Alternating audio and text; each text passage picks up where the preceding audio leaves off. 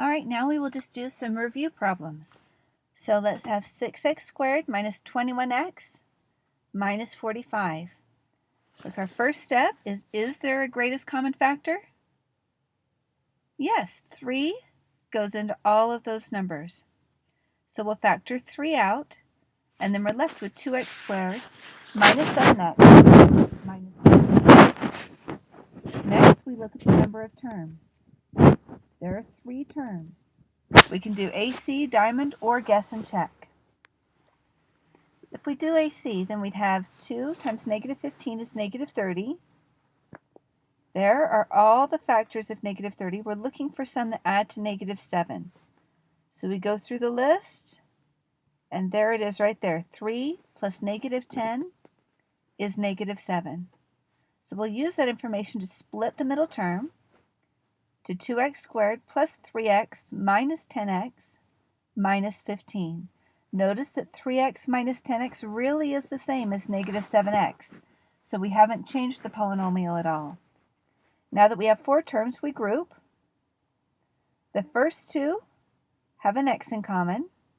The last 2 have a 5 in common, and since there's a leading negative, I factor out a negative 5, just not a 5. If I factor x out, I'm left with 2x plus 3. If I factor out a negative 5, I'm left with 2x plus 3. You can double check your work quickly. X times 2x is 2x squared. X times 3 is 3x, so that works. Negative 5 times 2x is negative 10x. Negative 5 times 3 is negative 15. So we're doing great. Then 2x plus 3 is common to both of those. I pull that out, and I'm left with x minus 5. Now, before I'm done, I need to put the 3 back on. 3 was my GCF. So you're welcome to ignore it. You just need to make sure it comes back on at the end. So that is the answer to the first one. We can check it by multiplying it and make sure that it works. See if there's any further factoring. No, there's not. And there's my check. And it does check. All right, next problem. 5a squared bc to the third minus 7abc squared. First step, is there a greatest common factor? Let's see, there's not a number that goes into 5 and 7, but both terms have at least one a, at least one b, and at least 2 c's. So I'll factor out the abc squared. I'm left with 5ac from the first term and just the 7 from the second term. How many terms are in those parentheses? 2, but that doesn't fit any of my special forms. So is there any further factoring? Nope. I'll just multiply it back through to check, and it checks. So my answer is abc squared times 5ac minus 7. Okay, for this one, step 1, is there a greatest common factor? Nope.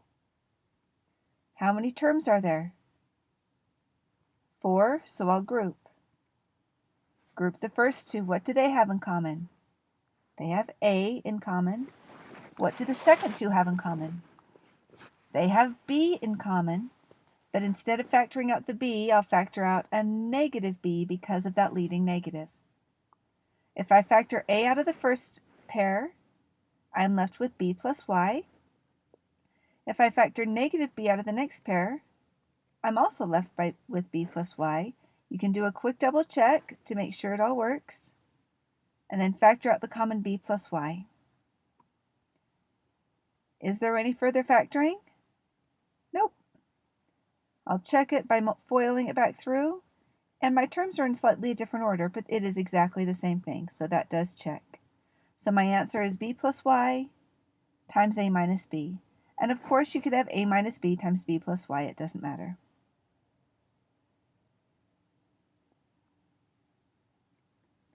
All right, 81y to the fourth minus 1. Is there a greatest common factor? No. How many terms are there?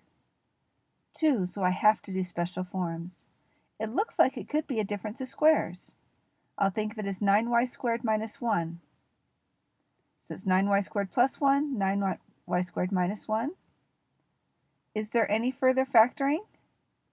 Yes, look, there's another difference of squares right there.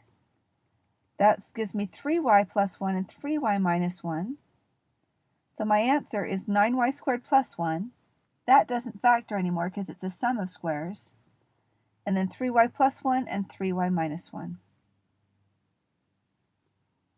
I'll check and combine like terms. Lots of canceling going on, but it works. So those are some examples. I think this is the last one. I'll click and see, but we will do more review examples in lecture 26 as well. Oh, one more. Okay. Is there a greatest common factor? Nope. How many terms? There are 3, and this looks like it could be a perfect square because there's squared ends. So we could say that's 9u on the end and 5v on the other end. Let's see if the middle term matches. So that would be 2 times 9u times 5v, that's 90uv. That does work. So it's 9u minus 5v squared. Is there any further factoring? Nope. If I check it, FOIL it out, cancel, or not cancel, combine like terms, and it does work.